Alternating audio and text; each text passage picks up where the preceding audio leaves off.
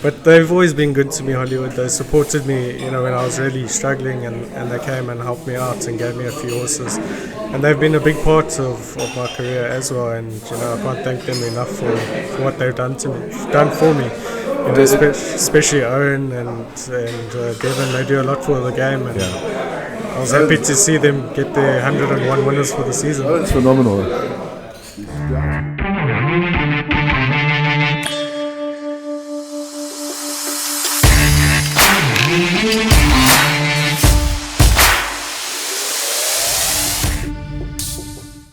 Hey, Minnie, your biscuit. Yeah, Minnie the biscuit. He may be a Minnie, but he rides like a Porsche. He's learning the trade here. He's learning the trade, and he certainly did a good job of getting us ready to start this podcast. Racing is a funny game because, and I'm not suggesting for 1 second that our guest today didn't predict that his horse could win a Group 1 race, but racing's a funny game. It's hard to say to owners, you'll win a Group 1, this can't lose. It's the biggest certainty, and the biggest certainty is the uncertainty, Andrew. And it's just how wonderful our racing turns people's lives around, and you never know what's around the next corner. Our guest today is recent Group 1 winning trainer Darryl Moore. But before we speak to and introduce Daryl, why is there so much noise here this morning? I don't know, because Zane's making a bloody noise in the corner. Yeah, so maybe, there's the a best lot of cameraman noise.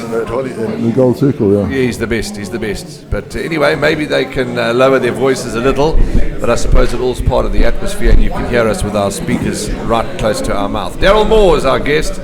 Daryl, a man of not so many words, who doesn't like the limelight, and I'm glad that you've come to join us today. Welcome. Yeah, thank you, Warren.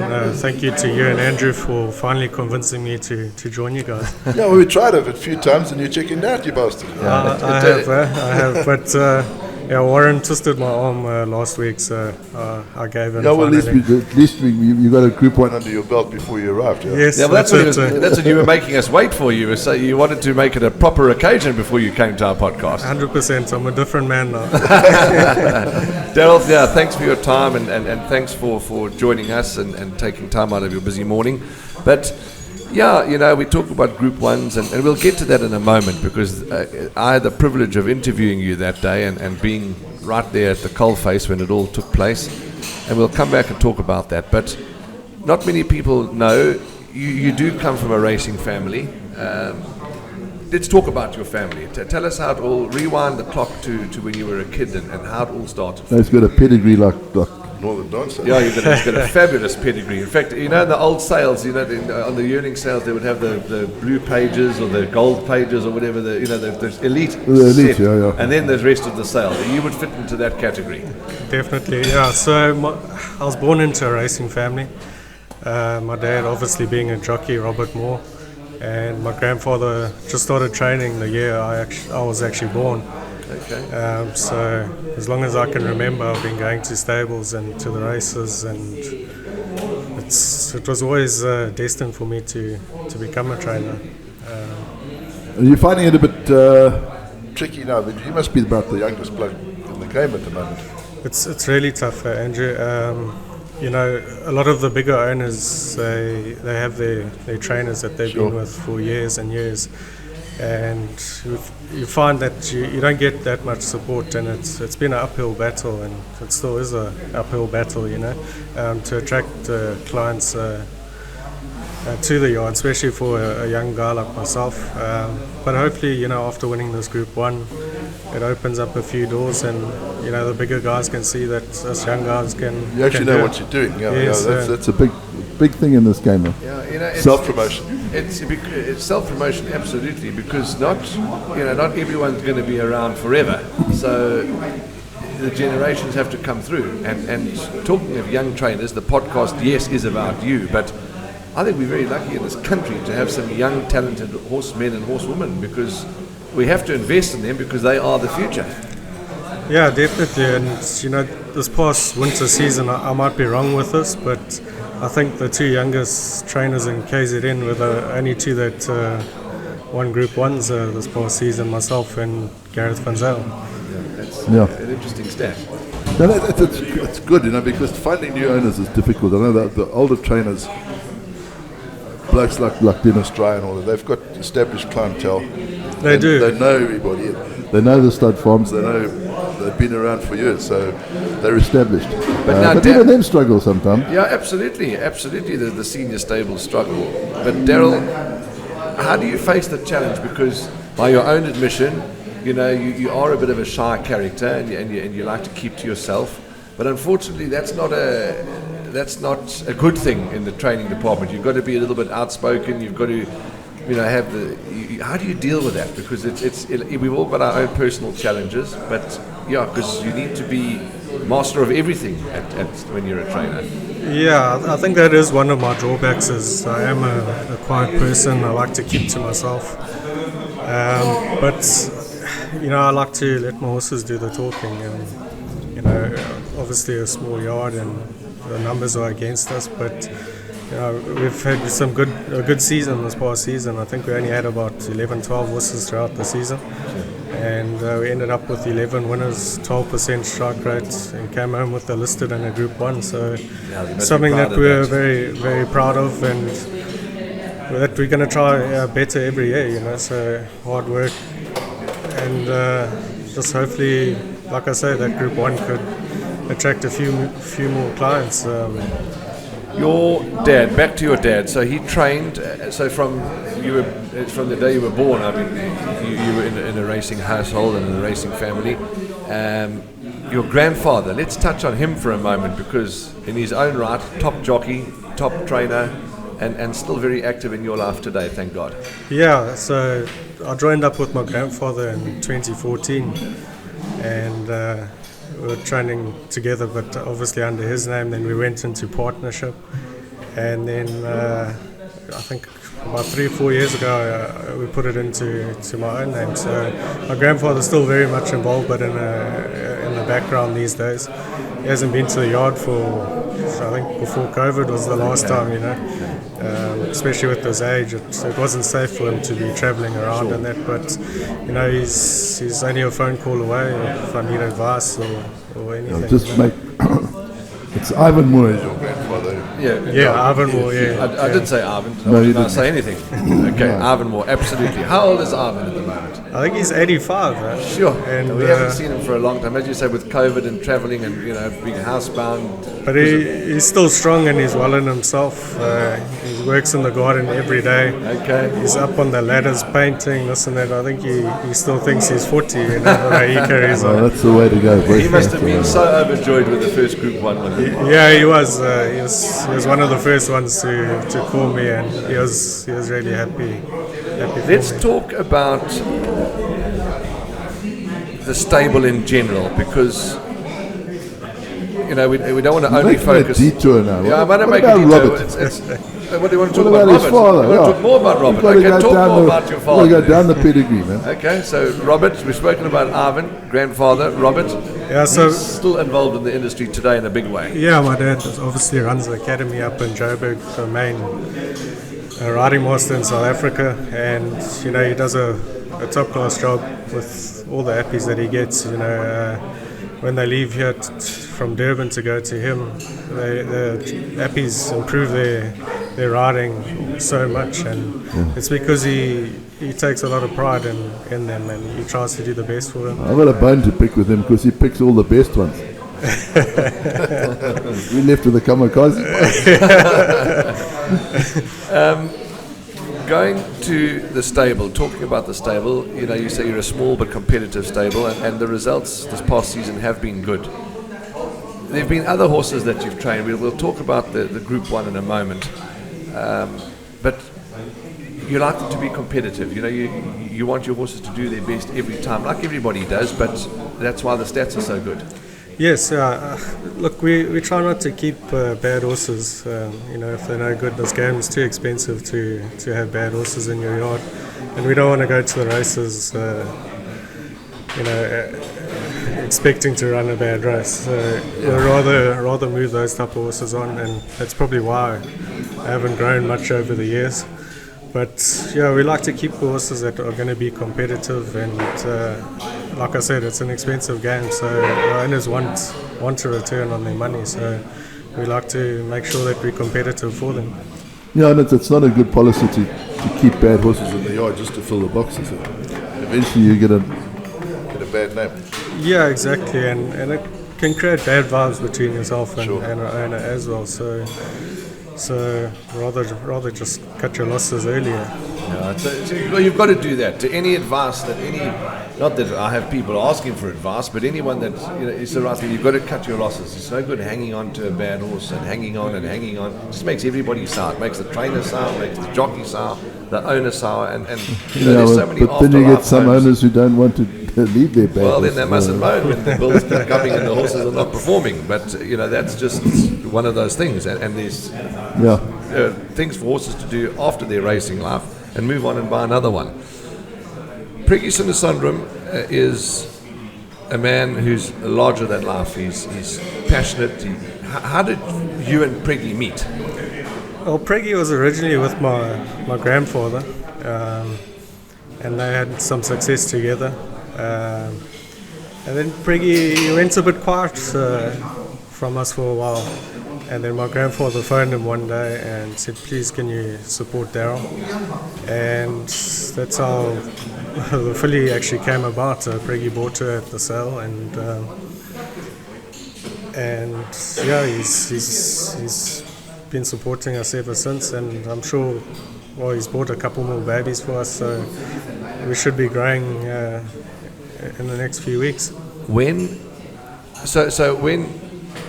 Granddad made the call to him, and obviously Canadian Summer had already been bought. It was on a farm somewhere. I mean, no, so it happened before that, the phone call, okay.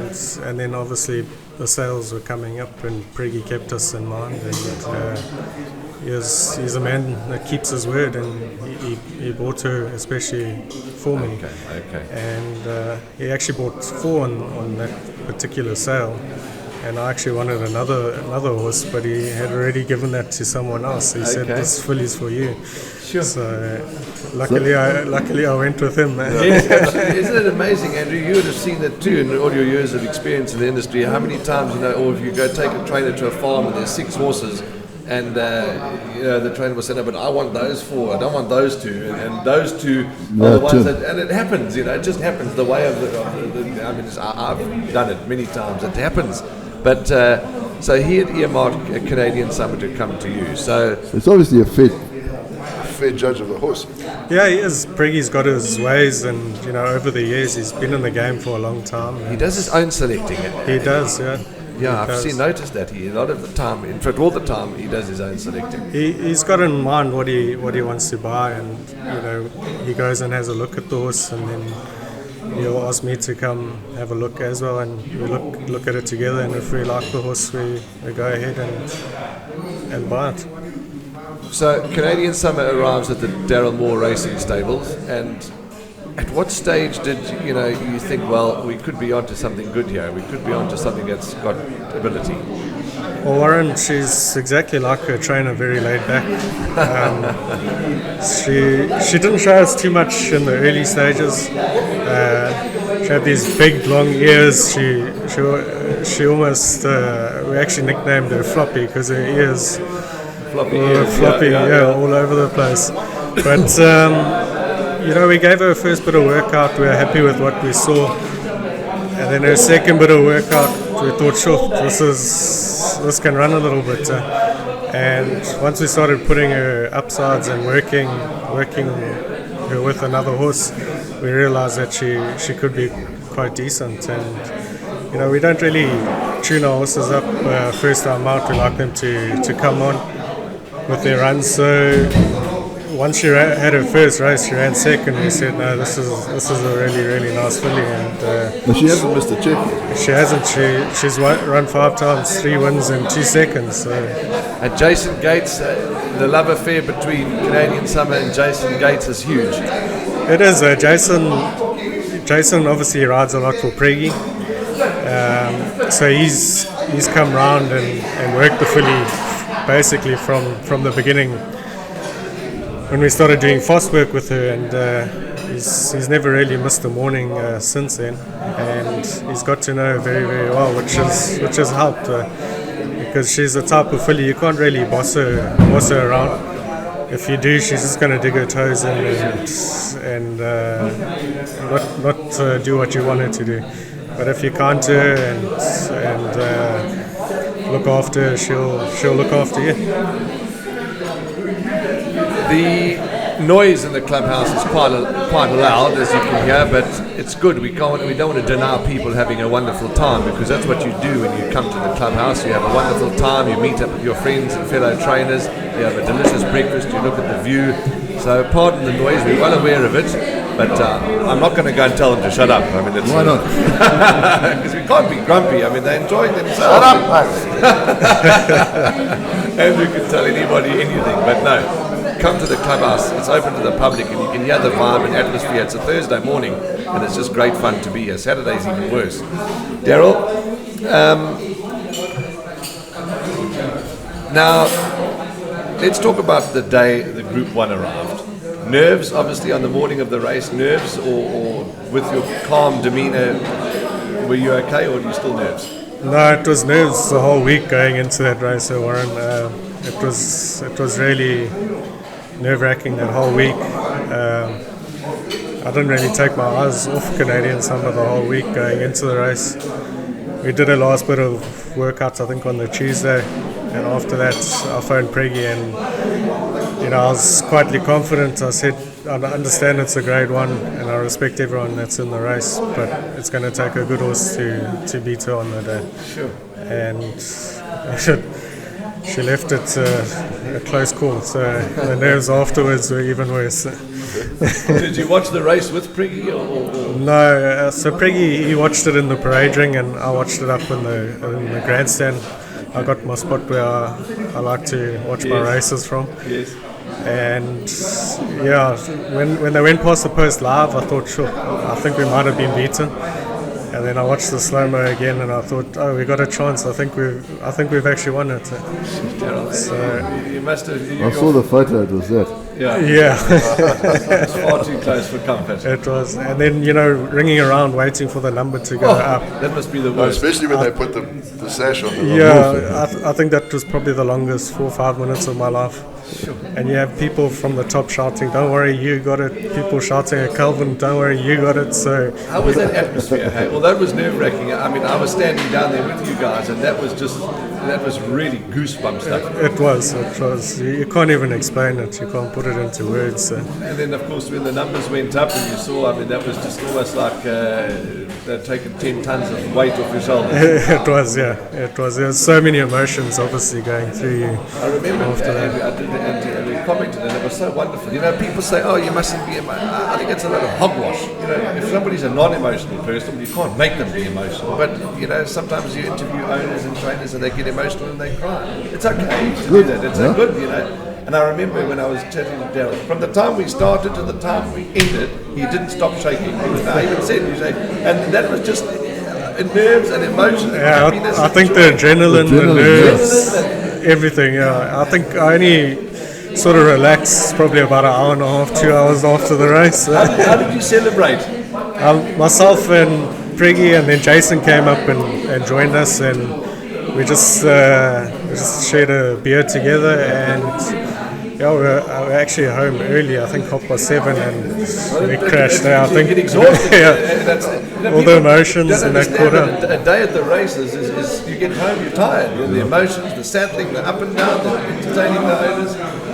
Oh, what a wonderful, wonderful story. And plans for her, where is she now? She's still in the yard, or are you giving her a bit of a rest? No, so we sent her to Jodie and Sue Peters. Okay. So she's there for 3 weeks. Actually, after this interview, I'm going to go see her. I better get some carrots for her on the way, otherwise she won't be too happy to see me. But so she's there for 3 weeks. Myself and Peggy haven't really discussed what route we're going to go next. We just wanted to be a horse and just enjoy herself. She had a hard season, and she deserves a holiday. Would you be thinking of going to Cape Town? I don't have too much experience with Cape Town, to be honest.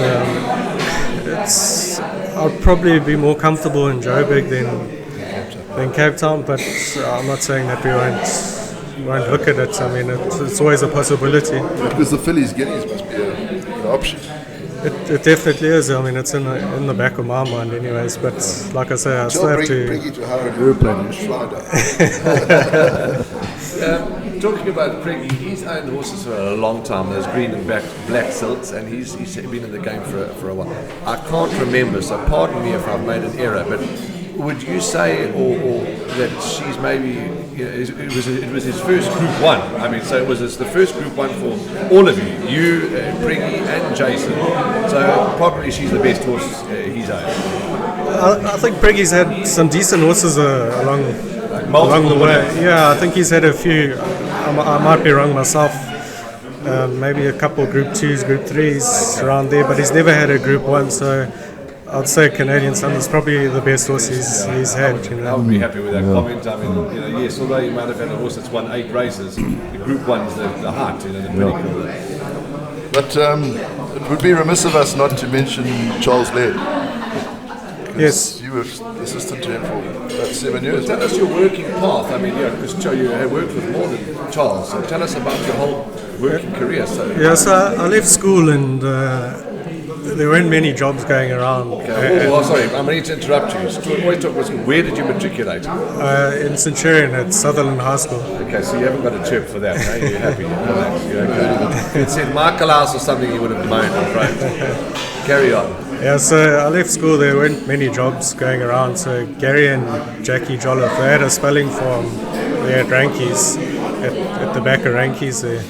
So I helped out there for a couple of months and learnt how to back babies, and they taught me quite a bit from that point of view, which was very helpful later on. And then there was a job going Mr. Laird was looking for an assistant, and I applied and got an interview. It was very intimidating going to the interview. It was a difficult bloke, yeah. And anyways, I got the job. I think it was 2007. That year, Hunting Tower ended up winning the July. And I was with Mr. Laird for 7.5 years, and you know I was mainly travelling from Joburg, Durban for the season, back to Joburg, and then I was in Durban for about 2 or 3 years when we had a satellite George here, and I worked with the late Stephen Jupp, who also taught me a hell of a lot, and a lot of what I know now was from him as well. So he was a very important part in my path to training. He was a great man. Top class. Top jockey too. But Mr. Laird was a top man. He was a hard taskmaster, but he was such a fair guy. You know, you kept your nose clean and you kept quiet and you just did your work. He was really good to me, and I can't thank him enough. He's basically what I know. I learned from him. And what's his coaching cricket now? I don't know what he's doing now. I heard he's coaching cricket. I know he's in Cape Town. Is he living in Cape Town? Yes, he lived in Umhlanga, didn't he? He did, but his son and daughter, they studied in Cape Town, and I think they're working there now, so it was pointless for him being here. Yes. So I think he moved to Cape Town. It was better for him. Daryl, we've spoken about your grandfather, your dad, your mom too, who's been instrumental in your life, your career, and she must be a proud mom. Yeah, my mom's very proud. You know, she's probably one of my biggest fans. Never misses a race. Cusses the jockeys afterwards sometimes. That's normal. But yeah, she's always very supportive from the beginning. You know. Now, Andrew, always, it's a joke. I mean, it's a joke. We don't have jokes on this program. We always, when somebody's getting married, you always say, don't do it, don't be silly. But anyway, I've never took your advice, and I'm glad I didn't take your advice. I'm very happily married. And you're a young man who's about to take that big step. Well, I say about, I don't know when your wedding day is, but engage. Tell us about your fiancée and who she is, how she is, where you, how you met. Be careful. Yeah, so Carla and I, we met about a year ago, just over a year ago. And, you just, when you meet someone that you connect with, you just know from the start that this is the person for you. And she's also come on board and supported me a lot, and she started her own business, but she works really hard, her own juicing business. So which A juicing business, fruit and veg. fruit juicing business? Yeah, okay. so she does that, and I think her hard work and determination to do well in that rubbed off a bit on me too. So we're quite good for each other in that sense, that we're both determined to do well, and You must tell her to work harder so that she can support the stable. That's what wives are I'm there. sure she's already got a 100%, racehorse. I'm sure she has a racehorse in training. How has she taken to the industry, racing industry, and I mean, she was never into racing, was she? No, she was never into racing until we met. But yeah, she absolutely loves it, and her whole family actually also don't miss a race now, and they're very supportive, and Carla's very supportive of what I do, and she pushes me hard to succeed. So she's been good for me, Are they Daryl and Amschlanger family, or Durban North, or Hillcrest? Where do they live? No, funny enough, in Ladysmith. Ladysmith. Yeah, so Carla's moving hopefully down in the next couple of months. Okay. And are you still based in Amschlanger, or Lucy originally? Yes, I'm Schlanger, but obviously we're going to look to move up this side. Up this side. Okay. Oh, that's interesting. Okay, fantastic. Long drive in the morning. It is. Yeah, it is a bit of a long drive. Yeah. The price of petrol. Sure. And the price of petrol, you see, we can't build a few houses here along the side of the track because the price of petrol, it's unbelievable. That's a debate for another day. In fact, it's quite annoying, the price of petrol. And then you get people that drive up on the highway at 780 kilometers behind you and burning up all the petrol. But that's for another day. Then your plans now for the future. Obviously you've got this good horse, but you obviously want to grow the stable. You want to grow personally. What can we expect from Darryl Moore Racing Stables going forward? Yeah, I think the hard work only starts now. Even though we worked hard to get where we are already, but the hard work starts now. So Priggy's obviously supporting me in a big way. He's sending quite a few horses in. A lot more babies than what I usually get, so that's what you need. And we've got a couple other owners that are looking to maybe buy some at the upcoming sales. And you've got Hollywood on board as well. Yeah, Hollywood. We've only got the one left, unfortunately, for them. So well, we'll send this link to Anthony. yeah, hopefully they come to the party as well now.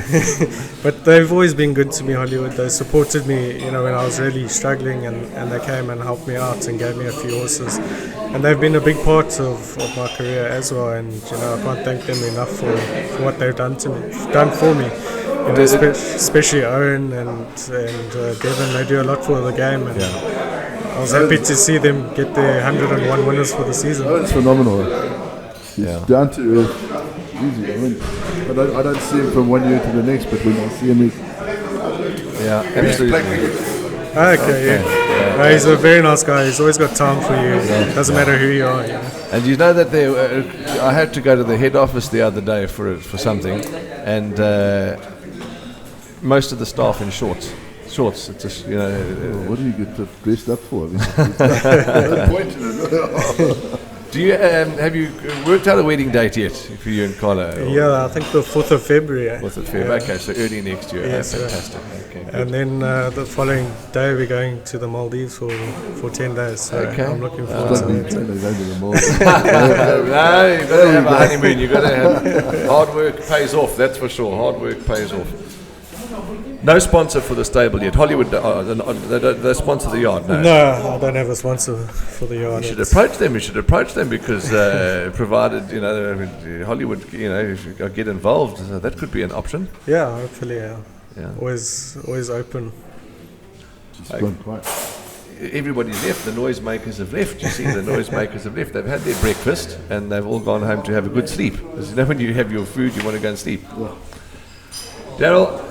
Yeah, it's been a phenomenal journey for you, and it's been a wonderful story to hear how a horse comes about and how a patron comes about, and just how relationships get built. And last question for you before we start wrapping up is a lot of people say that racing's in dire straits, and I hate hearing all those things because call me the eternal, what's the word? Optimist. Eternal optimist, and I'll remain an eternal optimist. But I don't believe we're in dire straits. I know that we, like any industry, during COVID times we got hit, etc.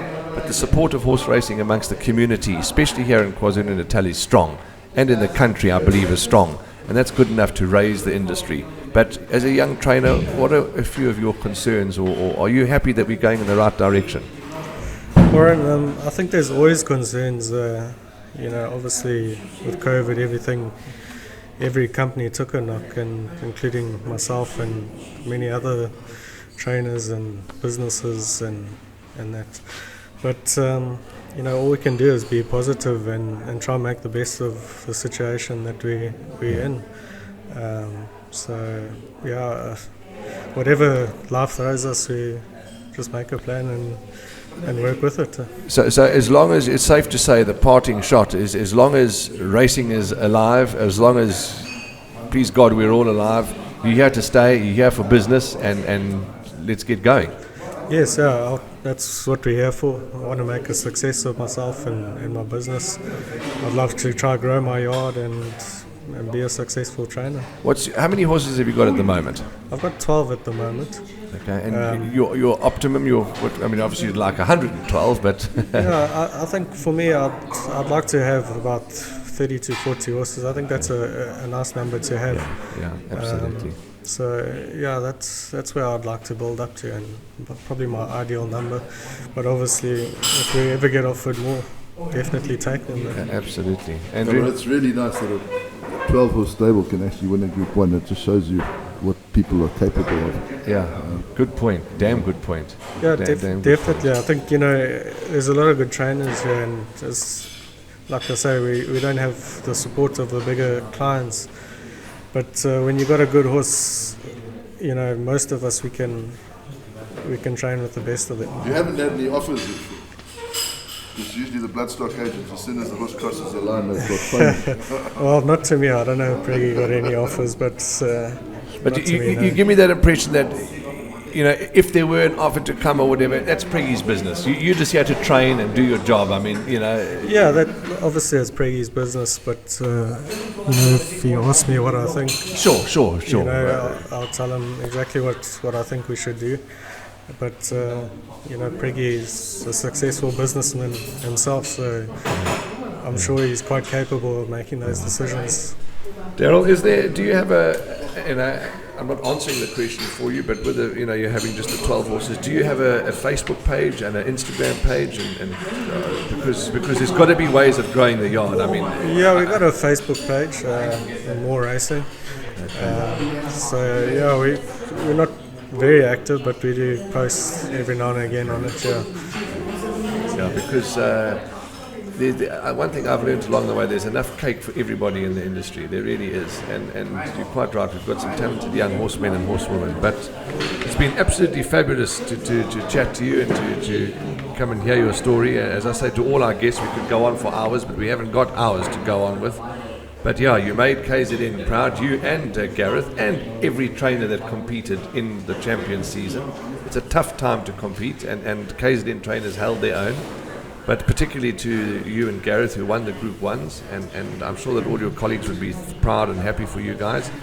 And well done. It really is fantastic, and we just hope that you go from strength to strength, because you deserve it. No, thanks, Warren. It's been a good season, and hopefully we can win champion 2-year-old filly at the Equus Awards. Yeah, absolutely. That's right. There's Equus Awards, KZN Awards coming. You going?